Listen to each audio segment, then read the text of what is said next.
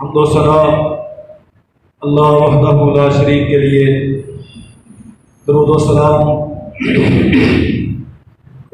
سید الانبیاء جناب محمد رسول اللہ صلی اللہ علیہ وسلم کی ذات گرامی پر ہم سارے شعوری طور پہ اس کوشش میں ہیں کہ اللہ ذوالجلال والاکرام ہم سے راضی ہو جائے اور ہمیں اپنی جنت کا مالک بنائے۔ بیت الحکمہ۔ اہل ایمان کے لیے دنیا میں بہت ساری مشکلات اور مصیبتیں ہیں۔ نبی کریم صلی اللہ علیہ وسلم نے فرمایا الدنیا سجن المؤمن و جنت الکافر، دنیا مومن کے لیے قید خانہ ہے اور کافر کے لیے جنت ہے۔ بہت ساری مشکلات، مصائب اور پریشانیاں ہم محض اس لیے جھیلتے ہیں، پابندیاں ہیں، وہ عقیدے اور فکر و نظر کی آوارگی جو دنیا عام طور پہ اختیار کیے ہوئے ہے، در در کی خاک چھاننا، کبھی یہاں کبھی وہاں جا کے سر مسجود ہونا، جبین نیاز جھکانا، ہم یہ سب نہیں کرتے اس لیے کہ اللہ جلال والاکرام نے ہمیں اس سارے عمل سے منع کیا۔ ہم دن اور رات میں 5 نمازیں پڑھتے اس لیے کہ ہمارے رب کی رضا اس میں ہے۔ رشتے ناطے، تعلقات اور برادریاں قائم رکھنا، دشمنی اور دوستی کے معیارات ہم سارے حد الوسع اہل ایمان کوشش کرتے ہیں اس معیار کے مطابق ترتیب دیں جو محمد کریم صلی اللہ علیہ وسلم نے اس امت کے لیے مقرر کیا۔ کیوں؟ تاکہ اللہ راضی ہو جائے اور ہمیں جہنم کے عذاب سے بچا لیا جائے۔ میرے عزیز بھائیوں، بہت اہم مسئلہ، اور میں التماس کروں گا بہت توجہ کے ساتھ میری بات سمجھیے گا۔ عقیدہ بنیاد ہے جنت میں جانے کے لیے۔ عقیدے کے بغیر کوئی آدمی، عقیدہ صحیح ہوئے بغیر کوئی آدمی جنت میں نہیں جائے گا، لیکن اس کے ساتھ اعمال یہ آپ کے ایمان کو سیکل کرتے ہیں۔ عقیدے کے تحفظ کے لیے اعمال صالحہ ضروری ہیں، لیکن جو بات میں عرض کرنا چاہتا ہوں وہ ہے انسانی رویے۔ جب تک آپ کے رویے درست نہیں ہوں گے، آپ کا سیدھا جنت میں جانا یقینی نہیں ہے۔ عقیدے کی بنیاد پہ بندہ بالآخر جنت میں جائے گا، لیکن جس کا بیہیویئر ٹھیک نہیں، جس کے معاملات درست نہیں، ہمارے عرف میں جسے اخلاق کہتے ہیں، جو اخلاق اسلامی سے گرا ہوا ہے، نبی کریم صلی اللہ علیہ وسلم نے فرمایا انتم شہداء اللہ فی الارض، تم زمین میں اللہ کے گواہ ہو۔ اللہ بندوں کے متعلق بندوں کی گواہی پر فیصلہ کرتا ہے۔ لوگ آپ کے جانے کے بعد آپ کے متعلق کیا کہتے ہیں، آپ کی زندگی میں اگر ان کا بس چلتا تھا، آپ کے شر سے خوفزدہ نہ تھے، آپ کے اقتدار اور طاقت سے ڈرتے نہ تھے، تو آپ کو کیا کہتے تھے، اور آج جب آپ جا چکے ہیں تو آپ کے جانے کے بعد لوگ آپ کو کیا کہتے ہیں، اس پہ فیصلہ ہوگا۔ فرمایا قد قبلت بشہادتکم وغفرت لہ ما لا تعلمون۔ ایک آدمی دنیا سے چلا گیا، فوت ہو گیا، لوگ اس کے جانے کے بعد اس کی اچھائی کا تذکرہ کرتے ہیں۔ عقیدہ ٹھیک تھا، نمازی پڑھتا تھا، لین دین کا بڑا صاف ستھرا تھا، جھوٹ نہیں بولتا تھا، زبان سے دوسروں کو تنگ نہیں کرتا تھا، اپنے اختیار اور طاقت کی وجہ سے دوسروں کو اذیت میں مبتلا نہیں کرتا تھا، اور میں مکرر عرض کرتا ہوں، آج کی گفتگو معمول کی طرح دوسروں پہ چسپاں کرنے کی بجائے خود اپنے آپ پہ اسے لاگو کیجیے گا۔ آپ دوسرے کے اعمال کے ذمہ دار نہیں ہیں جب تک آپ اپنے اعمال کا جائزہ نہیں لیتے۔ اوصی بھی نفسی ثم اوصیکم، میں سب سے پہلے اپنے ضمیر کو مخاطب ہوں، پھر اپنے سامعین سے ملتمس ہوں، سنیے اور اپنے آپ پہ اسے لاگو کیجیے۔ آپ کے جانے کے بعد لوگ کیا کہیں گے؟ آج آپ کی زندگی میں لوگوں کے ساتھ جو آپ کا رویہ ہوگا، لوگ یہی تبصرہ آپ کے جانے کے بعد کریں گے۔ اگر رویہ اچھا ہے تو یقیناً تبصرہ بھی اچھا ہوگا، اور آسمان کا رب اس بات کا اعلان کرتا ہے، قد قبلت بشہادتکم، تم کہتے ہو کہ یہ فوت ہونے والا بڑا اچھا ہے، چلے تم نے کہہ دیا، ہم نے مان لیا۔ وغفرت لہ ما لا تعلمون، بہت سارے گناہ جنہیں تم نہیں جانتے ہم تمہاری گواہی پر معاف کر دیتے ہیں۔ مانا کیا ہے؟ اور میرے بھائیوں، اللہ ذوالجلال والاکرام کے حق میں کہیں کوئی کمی ہو بھی گئی نا، تو معاملہ شاید اس قدر مشکل نہیں ہے جس قدر یہ مسئلہ مشکل ہے جب انسان انسانوں کے حق میں کمی زیادتی کرتا ہے۔ لوگ آپ کے اچھا ہونے کی گواہی کیسے دیں گے اگر آپ نے ان کا حق مارا ہے، اگر آپ نے اپنے دور اقتدار میں انہیں تنگ کیے رکھا ہے؟ اور اقتدار سے مراد کیا ہے؟ ملک کا وزیر اعظم اور صدر، گھر کا سربراہ بھی تو مقتدر ہے، یہ بھی اقتدار کا مالک ہے۔ مسجد کا متولی بھی اقتدار کا مالک ہے، علاقے کا تھانے دار بھی اقتدار کا مالک ہے، ادارے کا مدیر بھی اقتدار کا مالک ہے۔ کلکم راع، ہر ایک کو اللہ ذوالجلال والاکرام نے کچھ نہ کچھ اختیار دیا ہے۔ دکاندار، اس نے 4 ملازم رکھے ہوئے ہیں، وہ ان سب پہ مالک ہے، حاکم ہے۔ اس دکاندار کا اپنے ان ملازموں سے رویہ کیسا تھا، ان ملازموں کی گواہی پر اس کی آخرت کا فیصلہ ہوگا۔ ہم ان مسئلوں کو بڑا معمولی سمجھتے ہیں، بلکہ ہمارے ہاں تو کامیابی کا معیار یہ ہے جس کے پاس جتنا زیادہ اختیار ہے وہ اسی قدر لوگوں کے لیے اذیت زیادہ پیدا کرتا ہے۔ میرے اختیار کا فائدہ کیا ہے اگر میں نے دوسروں کو تنگ نہ کیا؟ یاد رکھو، دنیا میں بہترین انسان وہ ہے جو لوگوں کے لیے نرمی کا پہلو جھکا کے رکھتا ہے، آسانیوں کے رستے واہ کرتا ہے، اور خیر کے سوتے جس سے پھوٹتے ہیں وہ سب سے بہترین ہے۔ میں نرمی کے حوالے سے چند باتیں عرض کروں گا۔ مزاجوں میں بڑی ترشی، طبیعتوں میں بڑی سختی، ہر مسئلے میں کہتے ہیں جی میں تو اصول پرست ہوں۔ کون کہتا ہے؟ اہل الحدیث، حاملین کتاب و سنت، جو ہمہ وقت یہ دعویٰ کرتے ہیں کہ اللہ کے علاوہ کسی اور کی پرستش جائز نہیں ہے۔ وہ خود اعلان کرتا پھرتا ہے میں اصول پرست ہوں۔ اصول کس نے بنائے؟ کہتا ہے میرا ایک اصول ہے اور میں اصول پرست ہوں۔ خود سے اصول بنا کے تو نے اس کی پرستش شروع کر دی۔ شرک کیا ہوتا ہے؟ اللہ کے لیے مسئلہ سمجھیے، یہ ہمارے معاشرے میں بہت بڑی بیماری ہے۔ نہیں، بات ٹھیک ہے آپ کی، لیکن میری ایک عادت ہے۔ تیری عادت اللہ نے آسمان سے اتاری ہے کیا؟ تیری عادت کیا وحی الہی ہے؟ تیری عادت کیا کتاب اللہ ہے؟ تیرا مزاج اور تیرا اصول کیا آسمان سے اتری شریعت ہے؟ تو نے خود سے ایک اصول بنا لیا اور خود سے اس کی پوجا شروع کر دی۔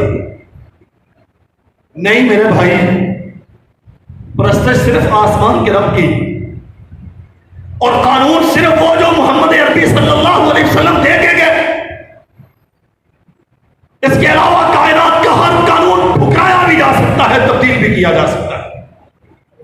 کتاب و سنت کا دائی بیت ایک مومن آدمی وہ یہ کہے کہ میرا ایک اصول ہے اور میں اس کی پرستش کرتا ہوں، میں اصول پرست ہوں۔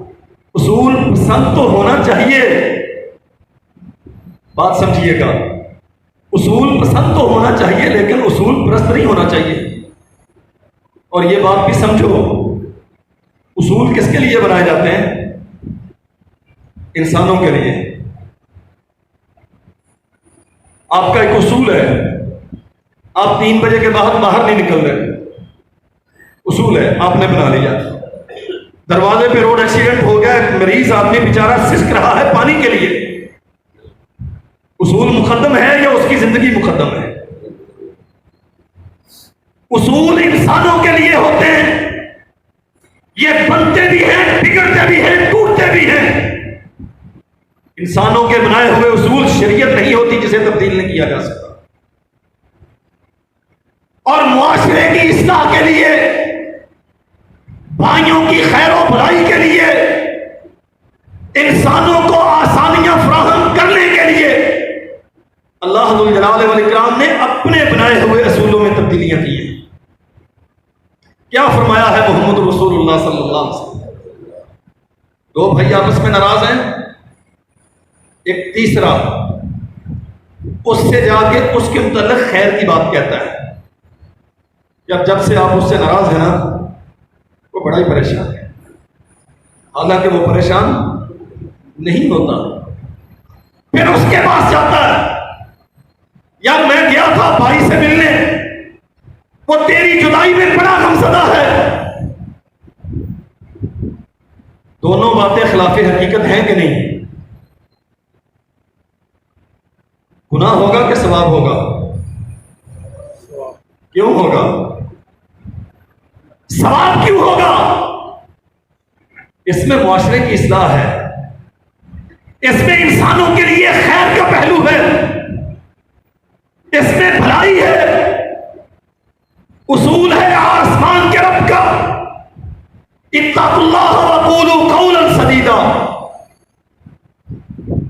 بات ہمیشہ سچ کہو، غلط نہ کہو، لیکن یہاں دونوں طرف خلاف حقیقت۔ میں جھوٹ نہیں کہتا اس لیے کہ جھوٹ پہ گناہ ہوتا ہے، حقیقت کے خلاف ہے۔ اللہ نے اصول میں نرمی کی کہ نہیں کی؟ اور میرے بھائیوں، خود سے اصول بنا کے ان کی پرستش کرتے کرتے پوری برادری میں بگاڑ پیدا کر دیا۔ تیرے ان اصولوں کو خاک میں ملانا ہے، کیا کرنا ہے انہیں؟ وہ اصول جو بھائیوں کو ملانے کی بجائے جدا کرنے کا باعث بنتے ہیں۔ اللہ ذو الجلال والاکرام نے نرمی کا حکم دیا ہے، فَبِمَا رَحْمَةٍ مِّنَ اللَّهِ لِنْتَ لَهُمْ۔ اگر اللہ کی رحمت سے آپ کو نرمی نہ دی گئی ہوتی تو کوئی آپ کے قریب نہ آتا۔ اللہ نے محمد رسول اللہ صلی اللہ علیہ وسلم کو کہا لِنْتَ لَهُمْ، اگر آپ کی طبیعت میں نرمی نہ ہوتی، وَلَوْ كُنْتَ فَظًّا غَلِيظَ الْقَلْبِ لَانفَضُّوا مِنْ حَوْلِكَ، کوئی ایک بھی آپ کے قریب بیٹھنا پسند نہ کرتا۔ زبانوں کی ترشی، مزاجوں کی سختی، عادات کی آلودگی اور طبیعتوں کی ترشی، یاد رکھو میرے عزیز بھائیوں، تو لوگ اپنے آپ کو اس میزان میں محمد رسول اللہ صلی اللہ علیہ وسلم فرماتے ہیں ان اللہ رفیق، اللہ دوست نہیں ہے۔ رفیق کا معنی ہوتا ہے نرم، یہ دوست تو ہم نے اپنی آسانی کے لیے بنا لیا۔ ان اللہ رفیق، اللہ نرم ہے، یحب الرفق، وہ چاہتا ہے کہ میرے بندے بھی نرمی کریں، نرمی کو پسند کرتا ہے۔ باپ اولاد پہ نرمی کرے، انشاءاللہ آخری خطبے میں اسے جسٹیفائی کروں گا۔ باپ اولاد پہ نرمی کرے، استاد شاگرد پہ نرمی کرے، علاقے کا وڈیرا اپنی رعایا پہ نرمی کرے، وقت کا حکمران اپنی قوم پہ نرمی کرے، اور مسجد کے نمازی نہ مولوی پہ نرمی نہیں کرنی، مولوی پہ نرمی نہیں کرنی، یہ مخلوق ہوتی ہے ایسی ہے، اس پہ جتنی سختی کی ہے اتنا پیدا ہوتا ہے۔ ان اللہ رفیق یحب الرفق، اللہ نرم ہے، نرمی کو پسند کرتا ہے۔ حضور کتنی نرمی، فرمایا فی الامر کلہ، ہر مسئلے میں نرمی۔ انس بن مالک رضی اللہ عنہ بیان کرتے ہیں، کائنات کے لوگوں 10 سال رسول اللہ کی خدمت میں رہا ہوں صلی اللہ علیہ وسلم۔ اللہ کی قسم میں کبھی سوچتا ہوں ان کی عظمت کے کیا کہنے ہیں۔ جس نے حالت ایمان میں ایک بار دیکھ لیا، آسمان کے رب نے اس پہ جہنم کی آگ ہمیشہ کے لیے حرام کر دی، اور جس نے 10 سال رسول اللہ کی خدمت میں گزارے، جو دن اور رات کی خدمت پہ معمور، کیا غلطیاں نہیں کی ہوں گی؟ کیا حق رسول میں کوتاہی نہیں کی ہوگی؟ کیا ذمہ داریوں میں سستی نہ ہوئی ہوگی؟ کہتے ہیں کبھی مجھے کام سے بھیجتے، میں بچہ تھا، بچوں میں جا کے کھیلنے میں مشغول ہو جاتا، انتظار کرتے رہے، اب پیچھے نکلے، انس بیٹا یہاں کھیل رہے ہو، ہم نے تو آپ کو کام سے بھیجا تھا۔ خود آگے بڑھے اور اپنا کام سر انجام دے دیا۔ کہا 10 سال میں ایک بار بھی ڈانٹا نہیں، جھٹکا نہیں، 10 سال میں ایک بار، 10 سال میں ایک بار بھی نہیں ڈانٹا۔ یحب الرفق فی الامر کلہ، تیرا رب تجھ سے یہ توقع کرتا ہے، تجھ سے یہ مطالبہ کرتا ہے۔ ارے تو اس کے حق میں کتنے گناہ کرتا ہے، وہ صرف نظر کر کے تجھے نعمتوں سے نوازتا ہے۔ تیرے حق میں کوئی ایک زیادتی ہو جائے تو تو انتقام لینے پہ کھڑا ہو جاتا ہے۔ اللہ کے لیے یہ مسئلہ سمجھیے، تیرے عقیدے میں خرابی ہو، کیا اس نے تیرا رزق بند کر دیا؟ تو نے نماز کی ادائیگی میں سستی کی، کیا اس نے تیرا دسترخوان کلوز کر دیا؟ تو دن اور رات میں کتنی بار اس کی نافرمانی کرتا ہے، اور اللہ کی قسم تو چاہے بھی تو اس کی نعمتوں کا شمار نہیں کر سکتے، یہ بند کر دے۔ تو چاہے بھی تو اس کی نعمتوں کا شمار نہیں کر سکتا۔ یحب الرفق فی الامر کلہ، اور سرور کائنات صلی اللہ علیہ وسلم فرماتے ہیں وَيُؤْتِي عَلَى الرِّفْقِ مَا لَا يُؤْتِي عَلَى الْعُنُفِ۔ لوگوں اگر دنیا میں کوئی مقام و مرتبہ چاہتے ہو نا تو نرمی اختیار کرو، سختیوں سے قیادت کے لیے بندہ حل نہیں ہوتا۔ ہاں، قائد ہوتا ہی وہ ہے جس کے ہاتھ میں ڈنڈا ہو۔ اصولی طور پہ یہ بات ٹھیک ہے، قائد صاحب السلطہ کو کہتے ہیں، لیکن ہمیشہ ڈنڈے کا استعمال جا بھیجا، موقع بے موقع۔ فرمایا وَيُؤْتِي عَلَى الرِّفْقِ مَا لَا يُؤْتِي عَلَى الْعُنُفِ، تیری مزاج کی ترشی تجھے بڑے بڑے نقصانوں سے دوچار کرتی ہے، اگر اس کی بجائے تو نرم ہوتا تو اللہ کے بڑے احسانات تجھ پہ ہوتے ہیں۔ اور واللہ میں حیران ہوتا ہوں، ہم خود طے کر لیتے ہیں، کہتے ہیں نہیں اس کا علاج ہی یہ، ہر مسئلے میں معیار کیا ہے؟ شریعت۔ مومن کے لیے معیار زندگی کیا ہے؟ شریعت اسلام۔ یہ تو نے کیسے طے کر لیا کسی دلیل کے بغیر کہ اس کا حل ہی ڈنڈا ہے؟ فرعون باغی تھا، کیا خیال ہے؟ کتنا بڑا باغی تھا؟ کتاب و سنت کا اپنے دائی وزیروں سے کہتا ہے حکمہ میرے لیے سیڑھی لگاؤ، آسمان پہ جھانک کے موسیٰ کے رب کو دیکھنا چاہتا ہوں کیا کرتا ہے۔ قرآن ہے، انا ربکم الاعلی، کہتا مجھ سے بڑا رب کوئی نہیں۔ اللہ ذو الجلال والاکرام نے جناب موسیٰ اور ہارون علیہ السلام کو حکم دیا، اذهبا الى فرعون انہ طغی، وہ سرکش شیطان فرعون، اس کے پاس جاؤ، فقولا له قولا لینا، اور جا کے اس کے سر میں لاٹھی برساؤ۔ ہاں،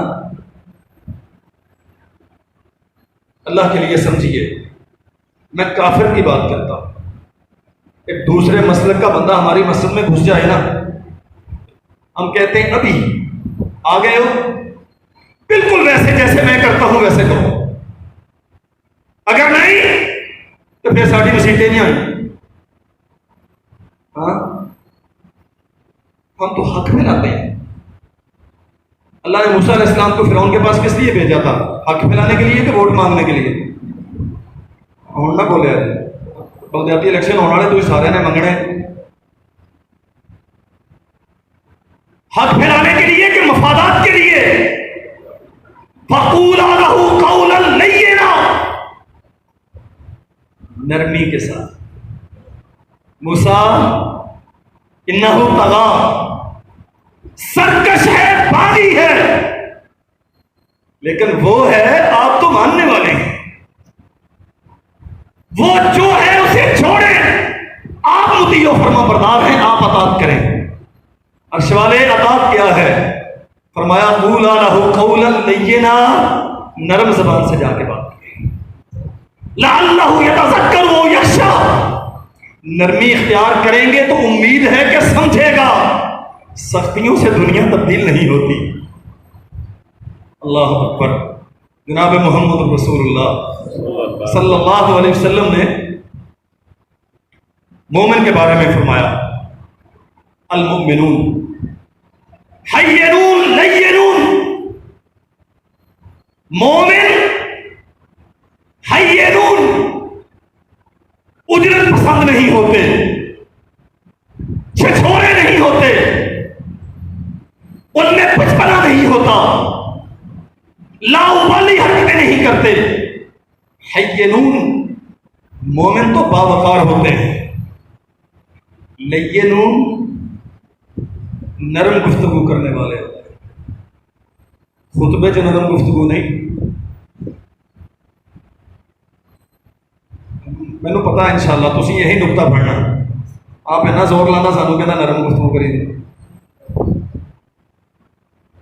ہاں، نبی کریم صلی اللہ علیہ وسلم جب خطبہ دیتے تھے نا، اعلیٰ صوتہ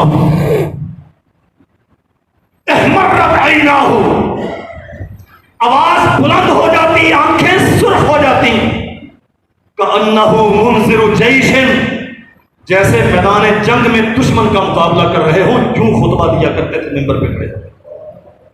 حوالے کی پوری ذمہ داری کے ساتھ عرض کرتا ہوں،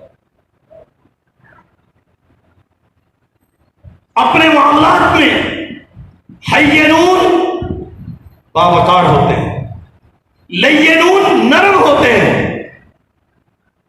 اللہ اکبر۔ اللہ کے نبی کتنے کو فرمایا کل جمل الانف انقید انقاد، اتنے نرم اطاعت میں، فرما برداری میں، اسلام کی پیروی میں، اللہ ذو الجلال والاکرام کی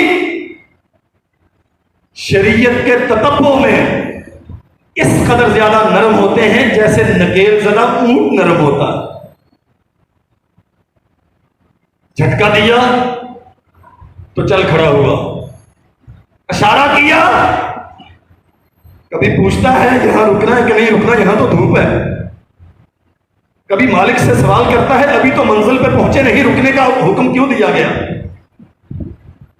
کل جمل کل جمل الالف انقید انقاد، روک دیا رک گیا، چلا دیا چل کھڑا ہوا. اور فرمایا وَإِذَا أَنِيخَ عَلَى صَخْرَةٍ اسْتَنَاخَ، اور اگر کسی کھردری چٹان پہ بیٹھنے کا کہا جائے تو وہاں بیٹھ جاتا ہے، کبھی انکار نہیں کرتا. مومن یوں نرم ہوتا ہے. اور محمد رسول اللہ صلی اللہ علیہ وسلم نے فرمایا الا اخبرکم بمن یحرم علی النار او بمن تحرم علیہ او بمن تحرم النار علیہ، کیا تمہیں بتاؤں کون سا وہ خوش نصیب ہے جس پہ اللہ نے جہنم کی آگ حرام کر دی؟ کیا خیال ہے؟ آپ بھی چاہتے ہیں؟ نہیں جی حاج صاحب کہتے ایسی بولنا نہیں، مینوں بھی کہتے ایسا بولیا کرتے، آپ بھی نہیں بولنا. اللہ کے نبی پوچھتے ہیں میں تمہیں بتاؤں جہنم کی آگ کس پہ حرام ہے؟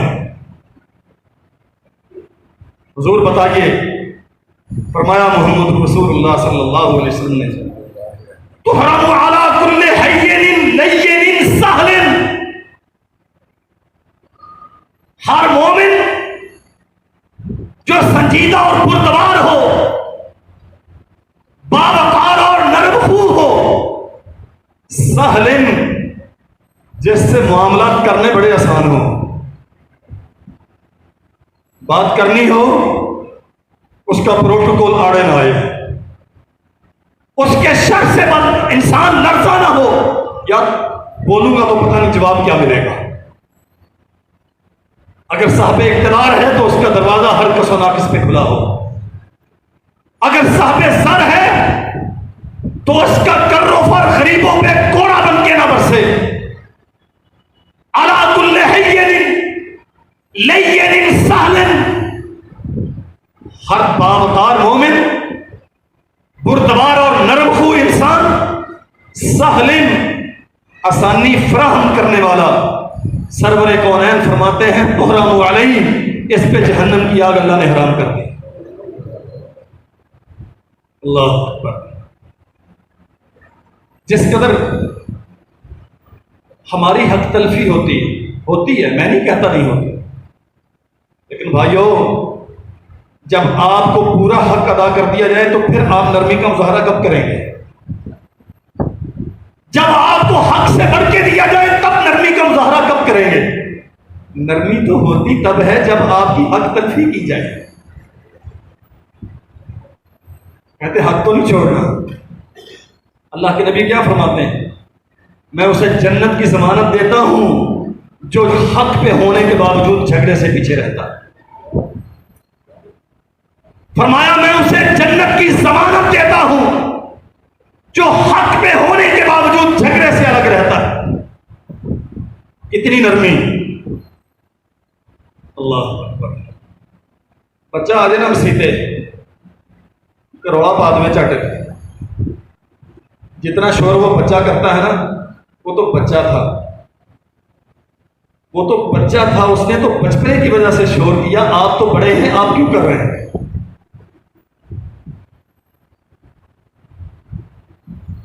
جڑا انہیں کیتا سے نا اسی انہوں برابر کرنے واسطے کریں گے. نتیجہ کیا نکلتا ہے؟ ہمارے ہاں اہل حدیثوں میں خاص طور پہ پانیاں ٹوٹیاں تے پانی ڈولی جاتا سی، بیلے دے پیو نے بھرنا. کتنا اچھا ہوتا آپ اس کے ساتھ بیٹھ جاتے. بیٹا وہ میں آپ کو وضو کرنے کا طریقہ بتاتا ہوں. بچہ ہے نا، ارے ٹوٹی تو کھولے گا، پانی تو ضائع کرے گا. بچہ جو ہوا، یہاں تو بڑے ہو کے سب کچھ کرتے ہیں. ٹوٹی کھلی ہوئی ہے اور منہ پہ مسواک ہے. کبھی تدبر کیا یہ کیا ہو رہا ہے؟ کیا ہی اچھا ہوتا اس کے ساتھ بیٹھتے. بیٹا آؤ میں تمہیں وضو کا طریقہ بتاؤں. ٹوٹی بس اتنی سی کھولتے ہیں، شروع یہاں سے کریں. کل وہ آپ کے پیچھے صف میں کھڑا ہوگا، اور اگر آج اس کھلی ہوئی ٹوٹی کی وجہ سے اسے ڈانٹ کے بچا دیا، بتا دیا تیرے رویے کی ترشی نے اسے مسجد سے نکال لیا. جب تیری جگہ خالی ہوگی تو اس پہ کھڑا ہونے والا پھر پیچھے کوئی نہیں ہوگا. کتاب و سنت کا دائی بیت الحکمہ. فرمایا محمد رسول اللہ صلی اللہ علیہ وسلم نے میں یحرم الرزق یحرم الخیر کلو. میں یحرم الرزق کو جو نرمی سے محروم کر دیا گیا اللہ ذو الجلال والاکرام نے ہر قسم کی خیر سے اسے محروم کر دیا. اللہ کے نبی بیٹھے ہوئے صحابہ کرام کے اجتماع میں ایک آدمی آیا ہے مسجد نبوی میں. تقدس، مسجد کا احترام، قالینوں کی نظافت، چودھریوں کے اس پہ لگے ہوئے پیسے، مسجد کے اندر چلنے والے پنکھے. او میرے بھائیو، اللہ کے لیے میری بات توجہ سے سمجھو. آپ کی مسجد کا تقدس زیادہ ہے یا رسول اللہ کی مسجد کا تقدس زیادہ ہے؟ ایک آدمی آیا فبال فی المسجد، سرور کونین کی موجودگی میں صحابہ کرام کے سامنے دامن اٹھایا اور مسجد میں پیشاب کرنا شروع کر دیا. کیا حل ہے اس کا؟ پکڑ کے زمین میں گاڑ دو. اتنا بے وقوف، اتنا جاہل رسول اللہ کی مسجد میں پیشاب کرتا. اللہ اکبر. کہتے ہیں آپ سب، آپ کی بات ٹھیک ہے، نرمی تو کرتے ہیں لیکن ایک حد ہوتی ہے نرمی کی. کیا خیال ہے؟ خیر کی کوئی حد ہوتی ہے؟ بولو، خیر کی حد ہوتی ہے؟ نیکی کی کوئی حد ہوتی ہے؟ تیرا نبی کیا کہتا ہے؟ جسے نرمی سے محروم کر دیا گیا اسے ہر قسم کی خیر سے محروم کر دیا. کوئی حد نہیں ہے. اللہ کی قسم، جیسے رسول کا کلمہ تو نے پڑھا، زندگی بھر اپنی ذات کے لیے کبھی کسی سے انتقام نہیں ہوا. سختی جب بھی کی ہے اللہ کی حدود کے قائم کرنے کے لیے کی. سختی جب بھی کی ہے اسلام کے نفاذ کے لیے کی ہے، حدود اللہ کے قیام کے لیے کی، اپنی ذات کے لیے کبھی سختی نہیں. یہ بدوی سرور کونین کی موجودگی میں مسجد کے کونے میں پیشاب کر رہا ہے. صحابہ کرام لب کے اسے ڈانٹنے کے لیے، اسے گرانے کے لیے، مارنے کے لیے، جو بھی انسانی فطرت کا تقاضا ہے. فنہاہم رسول اللہ، پیشاب کرنے والے کو نہیں روکا، جو مارنے بھاگے تھے انہیں روکا. کرنے دو، وہ تو جاہل ہے نا، اسے تو مسجد کے تقدس کا علم نہیں ہے. ارے تم تو عالم ہو، تم مسجد کا تقدس نہ دیکھو، اس کی صحت کو دیکھو. اس عمل کے دوران اسے روکو گے، پیشاب رک جائے گا، بیمار ہو جائے گا. میں تشریح کر رہا ہوں، یہ حدیث کے الفاظ نہیں ہیں. مارو گے، بھاگے گا، ساری مسجد گندی کرے گا. رک جاؤ، رک گئے. اللہ، اس نے پیشاب کر لیا. میں ادھر آؤ بھائی، بات سنو. کتنا گندا، میں اس سے سلام نہیں لیتا، اس کو پیشاب کرنے کا سلیقہ نہیں، مسجد میں آ کے پیشاب کرتا. میرا اس سے کیا تعلق ہے؟ کیا خیال ہے جی؟ ہماری غیرت کا تقاضا تو یہی تھا نا، مسیتوں نہ کاٹ دے، پنڈوں ہی کاٹ دے. محمد رسول اللہ صلی اللہ علیہ وسلم نے بلایا، بھائی بات سنو، یہ اللہ کے گھر ہیں، یہ عبادت کے لیے ہوتے ہیں، قرآن مجید کی تلاوت کے لیے ہوتے ہیں، اللہ کا ذکر کرنے کے لیے ہوتے ہیں، پیشاب کے لیے نہیں ہوتے. اسے بات سمجھائی. اور امت سے کیا کہا، ماننے والوں سے کیا کہا؟ فَإِنَّمَا بُعِثْتُم مُيَسَّرِينَ، ولم تبعثوا مؤثرین، لوگوں تمہیں آسانی کرنے والا بنا کر بھیجا گیا ہے، تنگیاں پیدا کرنے والا بنا کر نہیں بھیجا گیا۔ کن کو؟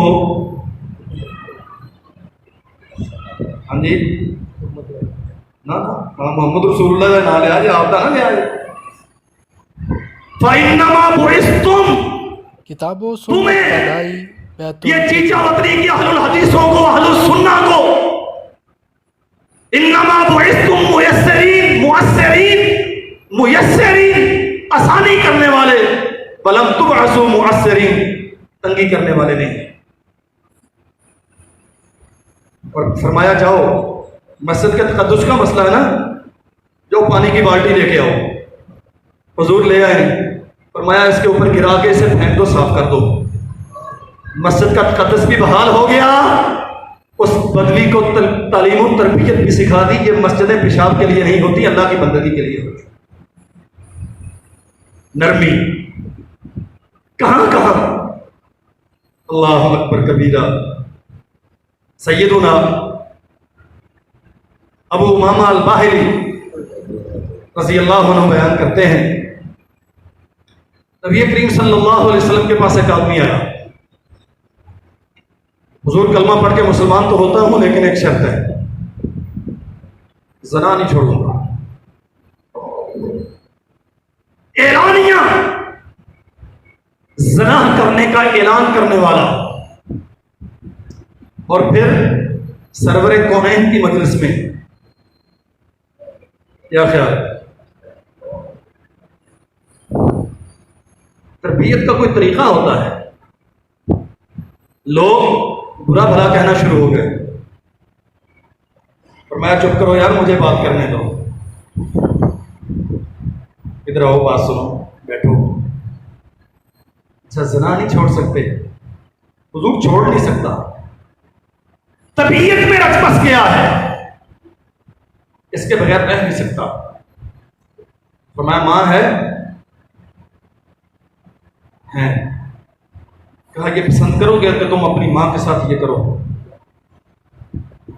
ڈانٹا نہیں ہے، ڈنڈا نہیں اٹھایا، غلطی ہے نا، اس سے بڑی غلطی کیا ہوگی کہ وہ زنا کا اعلان کرتا۔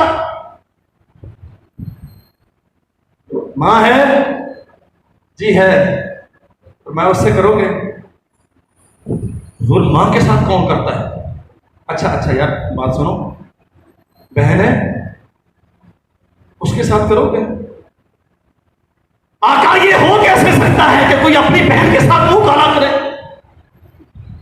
اچھا چلو بیٹی تو ہوگی نا، اللہ کی قسم ابو امامہ کہتے ہیں اللہ کے نبی نے ایک ایک رشتے کا نام لیا، ماں کے ساتھ نہیں، بہن کے ساتھ نہیں، بیٹی سے نہیں، خالہ تو ہوگی، پھپھو تو ہوگی، فلاں تو ہوگی، فلاں تو ہوگی۔ اللہ کے بندے اگر تو اپنی ماں بہن کے ساتھ یہ کرنا گوارا نہیں کرتا تو دوسروں کی جن کے ساتھ تو نیت رکھتا ہے وہ کسی کی ماں بہن نہیں ہے۔ حضور کلمہ پڑھا کے مسلمان بنا لیں، دوبارہ کبھی نہیں کروں گا، اور اللہ کی قسم ابو امامہ بیان کرتے ہیں زندگی میں ہم نے اس جیسا نیک پھر دیکھا ہی کوئی نہیں۔ نرمی جو جلیبی کی طرح ٹیڑھے ہوتے انہیں بھی سیدھا کر دیتی، کبھی دیکھا نہیں ہے لوہا کیسے ہوتا ہے؟ مڑا پڑا۔ کئی بلب جب گرم کر کے اسے نرم کر لیا جاتا ہے تو پھر جیسے جی چاہے اسے موڑ لیں، کام نرمی سے ہوتے ہیں۔ اللہ اکبر کبیرہ۔ جناب محمد رسول اللہ صلی اللہ علیہ وسلم سے سیدہ عائشہ نے سوال کیا، اللہ کے نبی احد سے زیادہ مشکل دن بھی کوئی آپ کی زندگی میں آیا؟